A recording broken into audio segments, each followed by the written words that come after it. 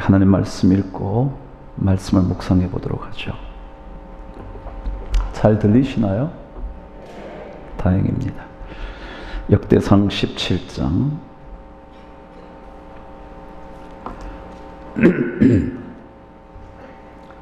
16절에서 18절까지 저와 한 목소리로 하나님의 말씀을 읽겠습니다. 시작. 다윗 왕이 여호와 앞에 들어가 앉아서 이르되, 여호와 하나님이여, 나는 누구이오며 내 집은 무엇이기에 나에게 이에 이르게 하셨나이까? 하나님이여, 주께서 이것을 오히려 작게 여기시고 또 종의 집에 대하여 먼 장래까지 말씀하셨사오니, 여호와 하나님이여, 나를 존귀한 자들같이 여기셨나이다. 주께서 주의 종에게 베푸신 영예에 대하여 이 다윗이 다시 주께 무슨 말을 하오리이까? 주께서는 주의 종을 아시나이다. 아멘. 몇 번 읽었던 말씀이죠? 사무엘하 7장에서 읽었던 말씀이잖아요. 동일한 기록이 역대상에 담겨져 있는 것, 제가 새로 읽게 됐죠. 오늘로서 다윗 이야기를 일단은 정돈을 합니다. 마지막 이야기를 오늘 저와 함께 묵상을 해보도록 하죠. 1956년 남미 에콰도르로 선교를 떠난 짐 엘리엇과 그의 동료 5명이 그곳 원주민들에게 복음을 전하다가 채 복음이 던져지기도 전에 그들의 창 끝에 목숨을 잃어 강에 버려지죠. 복음을 전하기 위하여 젊음을 바치기로 결정하고 그 땅에 갔다가 복음의 씨앗도 제대로 뿌려보지 못한 채 죽임을 당했던 짐 엘리엇이 그 젊은 날에 남겨놓았던 일기 한 자락, 여러분이 잘 아는 말씀이죠. 결코 놓쳐서는 안 되는 그것을 위하여 결국은 끝까지 붙들고 있을 수 없는 그것을 포기한 사람은 결코 어리석은 사람이 아니다 그랬죠. 말이 좀 어려웠나요?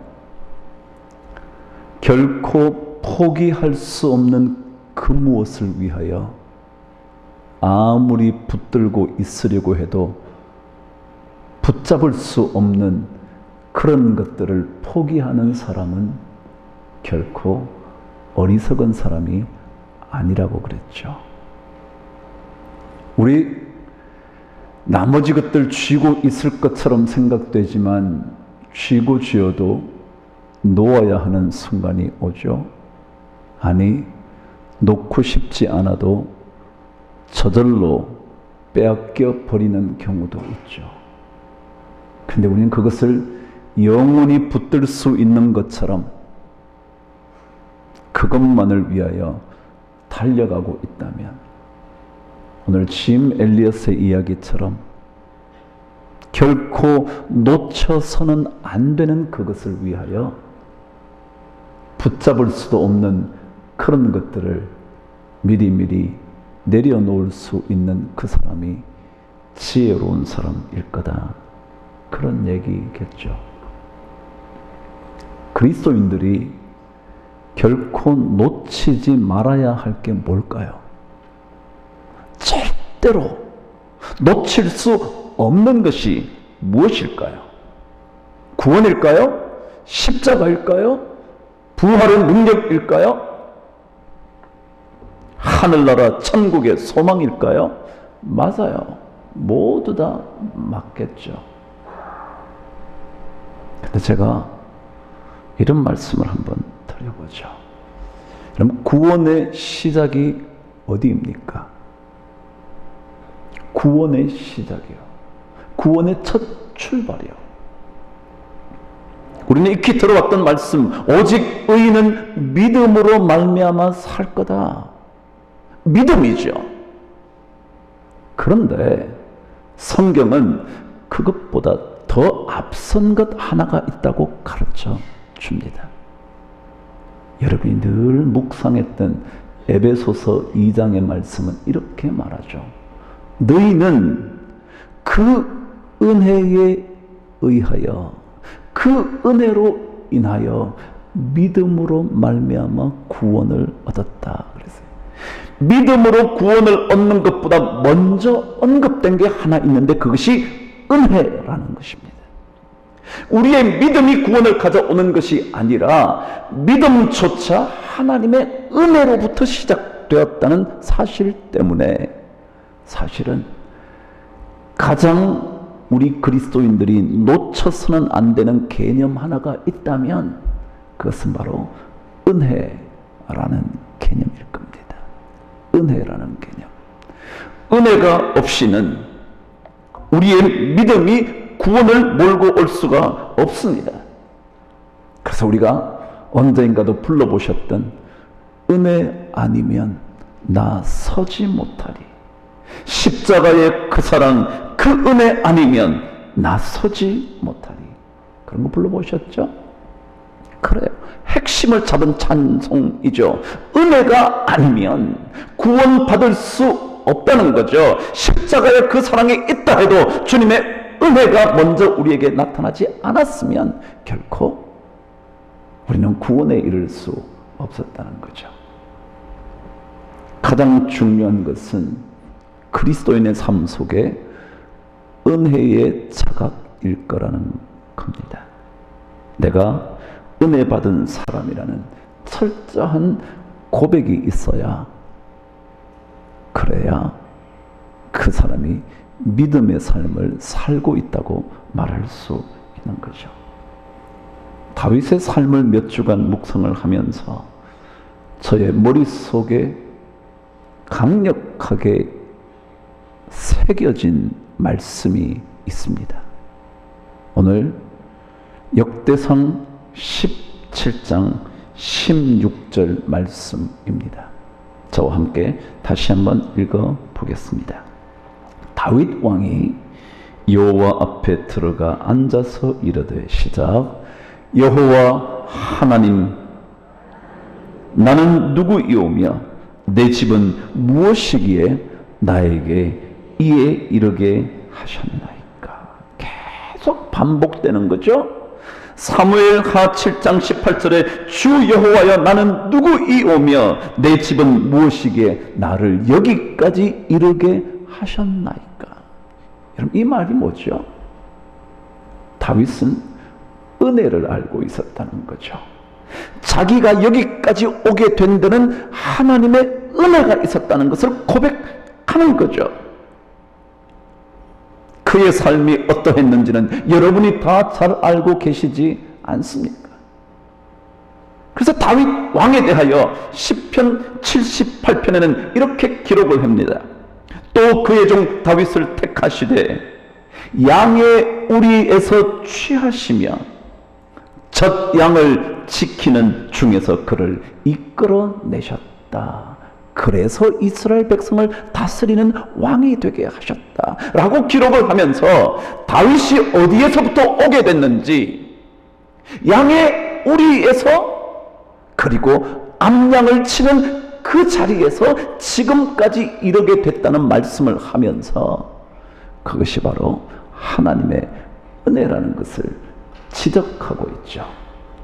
그래서 다윗은 끊임없이 이 고백을 합니다. 도대체 내가 어떤 존재인지 내가 아는데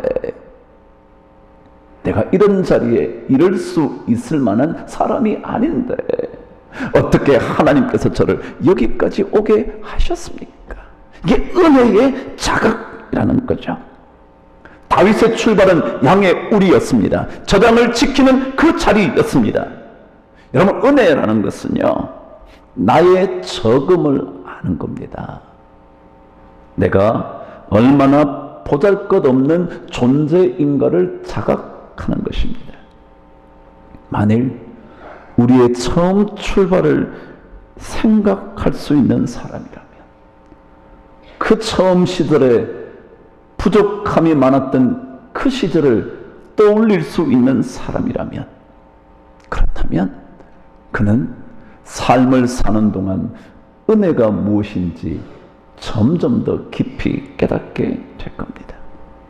성경을 들여다보면 모든 위대한 하나님의 사람은 자신의 나약함과 무력함을 깨닫습니다. 왜냐하면 그게 은혜를 깨닫는 거거든요. 은혜를 깨닫는 첫 출발이 내가 얼마나 부족한지를 알게 되는, 거기에서 시작하는 거거든요. 그래서 모든 것이 은혜라는 것을 알게 되는 거죠. 모세가 부름을 받았을 때 뭐라고 했던지 기억하시겠습니까? 모세가 하나님께 이르되 내가 누구이기에 바로에게 가며 이스라엘 자손을 애굽에서 인도하여 내겠습니까? 내가 누구이기에? 모든 하나님의 사람들은 내가 누구인지, 내가 어떤 존재인지, 벌레보다 못한 존재인지, 내가 얼마나 나약한 존재인지 그것을 깨닫고 사는 사람입니다. 그래서 이스라엘 백성을 건져내라고 말씀하시자 모세가 또 이렇게 말하지 않습니까? 오 주여, 나는 본래 말을 잘 못하는 자입니다. 그런데 어찌 제가 바로 왕 앞에 서서 이스라엘 백성을 건져내야 한다고 말을 할 수 있겠습니까? 여러분, 모세가 왕궁 생활을 40년 했죠. 여러분, 옛적 왕들이 가장 중점적으로 훈련받는 것 중에 하나가 수사학과 웅변학입니다. 어떻게 말을 해야 되는지, 어떤 방식으로 언어를 사용해야 하는지라는 수사학과, 어떻게 사람의 마음을 움직일 수 있을 그런 말의 태도 같은 것들을 가르치는 웅변학을 배우는 것이 왕의 훈련 중에 중요한 훈련입니다. 어찌 모세가 말 못하는 사람이었겠습니까? 적어도 왕이 될 사람이 어찌 그럴 수 있었겠습니까? 그런데 그는 말합니다. 제가 누구이기에? 그리고 저는 말을 잘 할 줄 모릅니다. 이사야가 부름을 받았을 때에도 똑같은 말 아니었습니까? 오 하루다 나여 망하게 되었도다. 나는 입술이 부정한 사람이요, 나는 입술이 부정한 백성 중에 거주하면서 만군의 여호와이신 왕을 보게 되었구나. 하나님을 만난다는 사실, 그 사실 앞에서 내가 얼마나 깨끗하지 못한 존재인가를 알게 된 거죠. 그래서 하나님께서 그에게 맡겨주신 엄청난 사명을 감당할 수 있는 존재가 아니라는 사실을 그는 고백했죠. 예레미야는 또 어땠습니까? 슬프도소이다 주 여호와여, 보소서 나는 아이라 말할 줄을 알지 못하나이다. 그럼 사울의 실패는 어디라고 제가 늘 강조하던가요? 사울의 실패는요, 자신의 자금을 놓쳐버렸을 때, 자신의 부족함을 인식하지 못했을 때, 내가 어떤 사람이었는가를 잊어버렸을 때, 그래서 나는 이 정도의 사람이 되었다고 생각하는 그 순간에, 그래서 사무엘은 너무도 정확하게 이렇게 기록하지 않았습니까? 왕이 스스로 작게 여길 그때에 이스라엘 지파의 머리가 되지 아니하셨습니까? 그럼 은혜를 모르면 자신의 능력에 붙들려 살죠. 그래서 권위의식이 많아지죠. 자기가 여기까지 오게 된 은혜를 모르니 자기 자신의 능력만으로 오게 된 줄 알게 되기 때문에 권위에 사로잡히죠. 조금만 높은 지위에 올라가면 아무렇지도 않게 말을 내뱉어요. 그러고도 자기는 충분히 그럴 자격이 있다고 생각하는 거죠. 중요한 것은 바로 은혜를 놓치는 순간, 은혜의 자각이 멈추어지는 그 순간 삶은 무너지기 시작한다는 것입니다. 교만으로 건너가는 길목이 바로 은혜를 놓쳐버리는 순간입니다. 자신의 자금을 기억하는 그 사람, 그게 바로 다윗이었죠. 내가 누구이오며 내 집이 무엇이기에 여기까지 이르게 하셨습니까? 내가 누구이며 내가 무엇이며 내 집안이 어떤 집안이길래 나를 여기까지 오게 하셨습니까? 라는 생각이 그를 늘 사로잡고 있었기 때문에 비록 그가 실수 많은 인생을 살았지만 하나님의 마음에 합한 사람이 되었죠. 그래서 다윗은 시편 8편 4절에서 그렇게 고백하고 있지 않습니까? 사람이 무엇이기에 주께서 그를 생각하시며 인자가 무엇이기에 주께서 그를 돌보시나이까.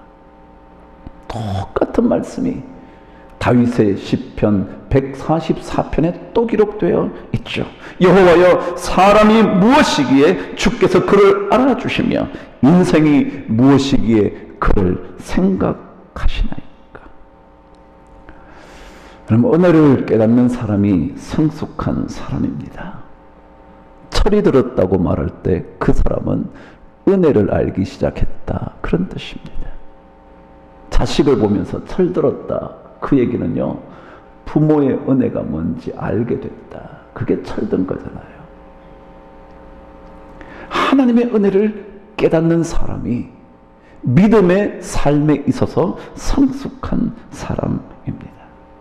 그래서 저는 오늘 다윗의 마지막 이야기를 나누면서 다윗이 은혜를 알게 되었던 사람으로 살았던 삶의 몇 조각을 한번 확인해 보려고 그럽니다.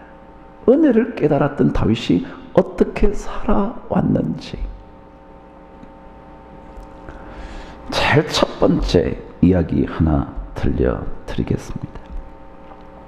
사울에게 사랑하는 아들이 있었죠. 요나단이라는 사람이죠. 다윗과 생명을 나눌 만큼 소중한 우정을 나누었던 사람이었죠. 근데 그 두 사람이 전투의 현장에서 목숨을 잃고 말죠. 전사해버리는 거잖아요. 근데 그 요나단에게 아들 하나가 있었습니다. 이름이 무비보셋이라는 아들이었죠. 전쟁터에 급히 피난하느라 유모가 없고 달리다 떨어져서 다리를 절게 된 무비보셋이라는 아들 하나가 남아 있었습니다. 사무엘 하 9장에 보면 이 무비보셋에 대하여 다윗이 하는 이야기 하나가 있습니다. 이렇습니다. 사울의 집에 아직 남은 사람이 있느냐? 내가 요나단으로 말미암아 그 사람에게 은총을 베풀리라 하니라. 사울의 집에 다윗의 완벽한 적이었습니다. 그가 헤브론에서 왕좌를 차지하기까지 끊임없이 그에게 도망 다녀야 했던 삶을 살 수밖에 없었던 그 인물이 사울이었습니다. 그 집안이 이제 완전히 망해버렸습니다. 더 이상 그를 괴롭힐 사람 하나도 없습니다. 끝나버린 가문입니다. 근데 왜 그 가문을 생각하죠? 그리고는 그 집안에 남아있는 사람이 없냐고. 내가 그 사람에게 은총을 베풀겠다고. 저는 이 말씀을 읽다가 그래, 은혜를 깨닫는 사람의 삶의 첫 번째가 뭐라고요? 은혜를 베풀 줄 아는 사람이다, 그거예요. 아니요, 베푼다는 말도 사치스럽네요. 은혜를 나눌 줄 아는 사람이 은혜 받은 사람이에요. 우리가 만일 하나님의 은혜를 경험했다면 은혜를 줄 줄 알아야 합니다. 은혜를 나눌 줄 알아야 합니다. 무비보셋이 다윗 왕 앞에 와서 이렇게 말을 합니다. 그가 청하여 이르되 이 종이 무엇이기에 주는 종 같은 나를 돌아보십니까? 여러분, 무비보셋 스스로가 그렇게 생각합니다. 나는 죽은 개 같은 존재나 다름없는데 어찌 나에게 이렇게 은혜를 베풀어 주십니까? 아무 필요 없습니다. 그 사람 돌보지 않아도 어느 누구 말하지 않습니다.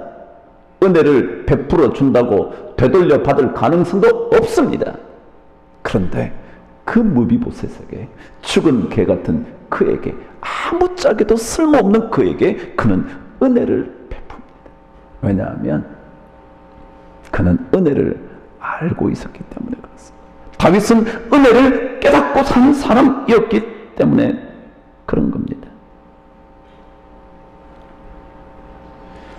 은혜 베풀어도 돌아올 게 없지만, 그러나 다윗은 은혜를 스스로 받았다 생각했기 때문에 그는 그 은혜를 누구에게든지 베풀 수만 있다면 베풀고 살려고 했던 인물이었습니다.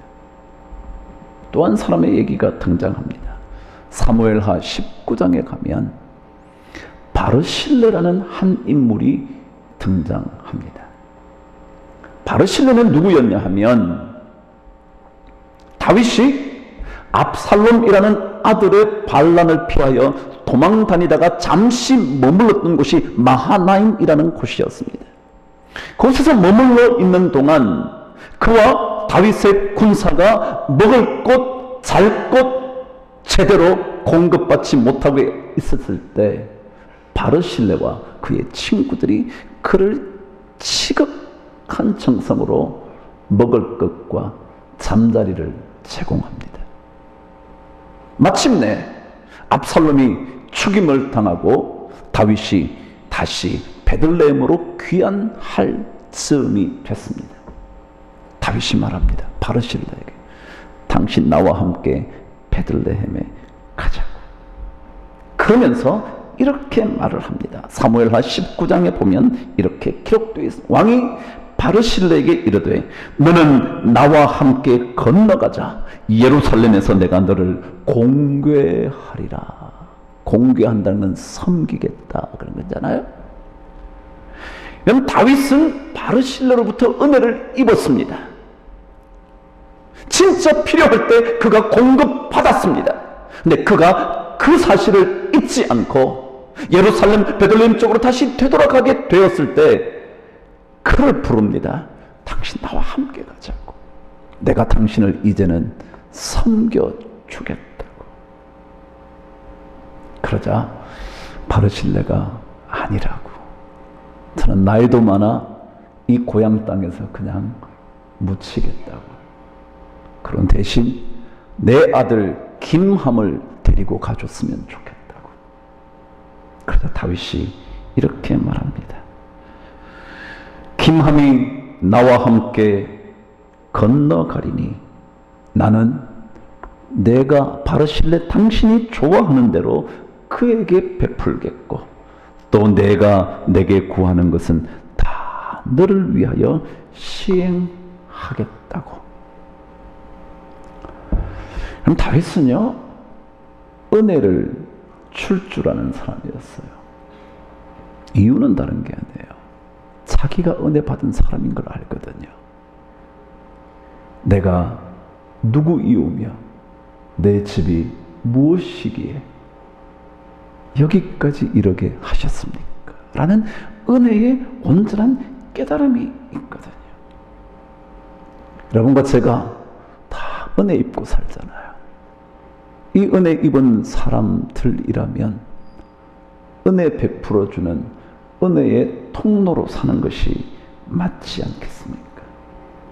그게 하나님의 마음을 움직이는 사람이거든요. 3일 전인가요? 수요 예배였죠? 수요 예배가 수요일 날 드려졌죠? 근데 그날이 고등부 수련회 가기 전날이었습니다. 우리 박전도사님이 저에게 와서 수련회를 가는데 예산이 너무 부족하다는 겁니다. 그래서 제가 그랬죠. 아니 진정 말씀을 하셔야지. 내일 떠나시는데 오늘 말씀하시냐.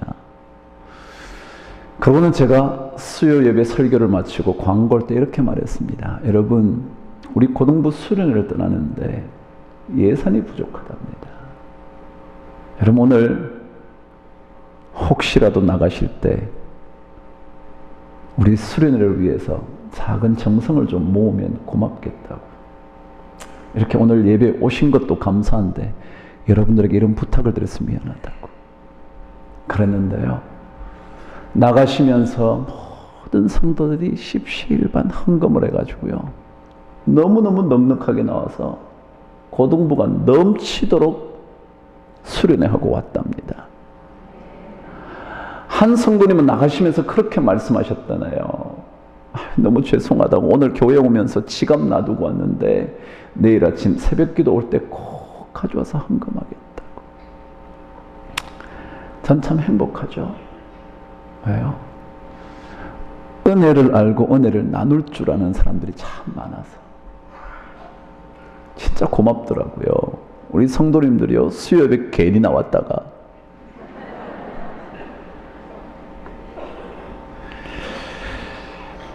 한 가지만 더 묵상하고 말씀을 마쳐보죠.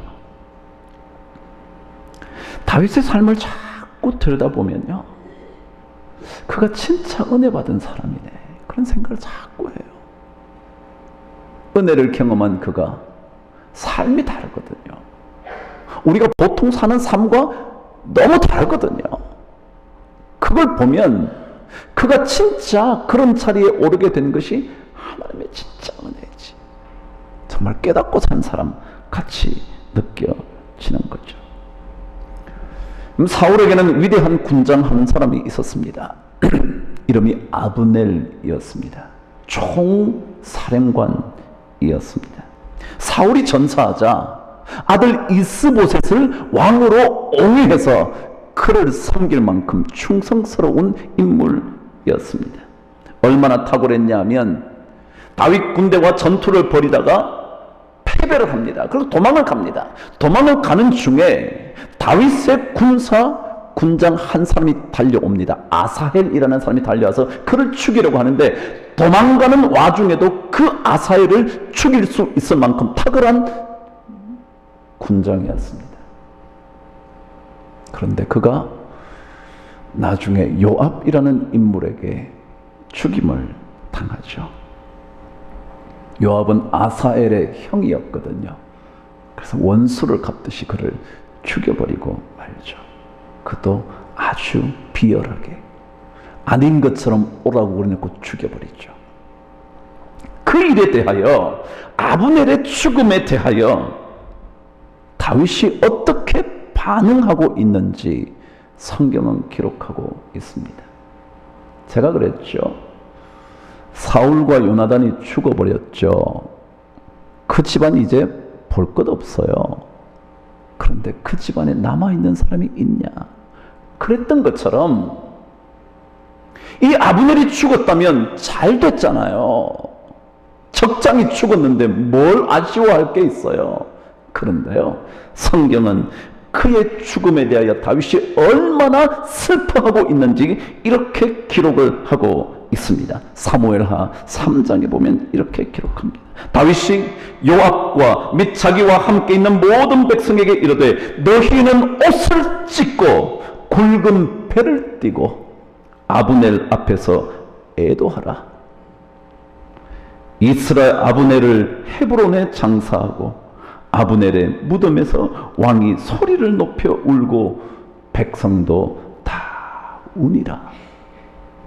얼마나 슬프게 우느냐 하면 백성들이 그의 울음을 보다가 참을 수 없어서 백성들도 함께 울었다는 겁니다. 진정으로 슬픔을 나누는 거죠.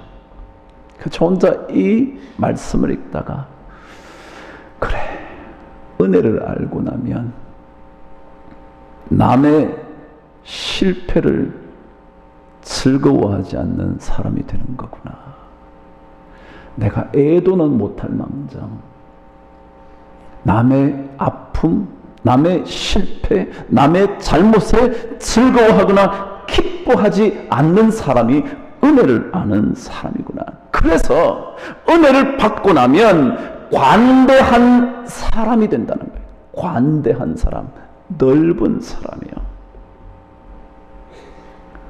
은혜는 남의 아픔을 보면서 기뻐하지 않습니다. 남의 눈물, 남의 실패를 보면서 오히려 가슴 아파합니다. 이것이 관대한 마음입니다. 그럼 은혜는 사람을 넉넉하게 만들어줍니다. 자, 우리 모두가 하나님의 은혜를 입었다면 좀 더 넉넉해지는 은혜가 있게 되기를 바랍니다. 그것 때문에 영혼의 깊이와 넓이가 달라질 수 있게 되기를 바랍니다. 정말 남이 잘 되면 진짜 기쁨이 일어날 수 있다면, 남의 눈물을 보면서 진짜 마음이 저려올 수 있다면 그 사람이 진짜 은혜를 알고 있는 사람일 겁니다. 7월 한 달 OYB는 원이어 바이블이요. OYB는 로마서에 대하여 말씀을 기록해 두었습니다. 로마서는 구원받은 하나님의 백성 되는 길, 그 길에 대하여 너무너무 철저하고도 명쾌하게 이론을 펼쳐놓은 책입니다. 근데 그 구원에 관한 정확한 이론 다음에 12장부터 그 구원받은 자의 삶의 새로운 형태가 어떤 것일지 12장부터 또한 세밀하게 적어놓고 있습니다. 그 12장에 14절 15절은 이렇게 기록되어 있죠. 너희를 박해하는 자를 축복하라. 축복하고 저주하지 말라. 여러분이 잘 아시는 즐거워하는 자들과 함께 즐거워하고 우는 자들과 함께 울어줘라. 그러잖아요. 은혜를 입고 나면요, 구원의 감격을 경험하면 삶의 형태가 달라집니다. 방식이 달라집니다. 남의 기쁨을 좋아해주고요, 남의 아픔을 보면서 가슴 아파할 줄 아는 사람이죠. 은혜를 알면 사람이 각박해지지 않거든요. 은혜를 알고 나면 각박해질 수가 없거든요.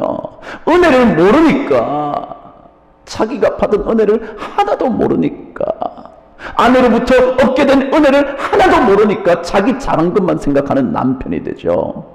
자식에게 받은 은혜가 얼마나 크고도 기쁜 일인지를 아는 부모는요, 자식에게 그럴 수 없죠. 부모의 은혜를 아는 자식이 어찌 그러겠습니까?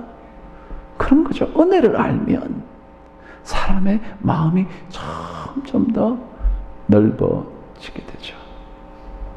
여러분, 옛사람이요, 마음의 살기가 가득한 사람의 특징을 이렇게 적었습니다. 마음에 비어있는 곳마다 살기로 가득 채워진 것, 그걸 한자는 만강살기라 그랬습니다. 만강, 만자는 찰강자고요, 찰만자고요, 강자는 빌강이거든요.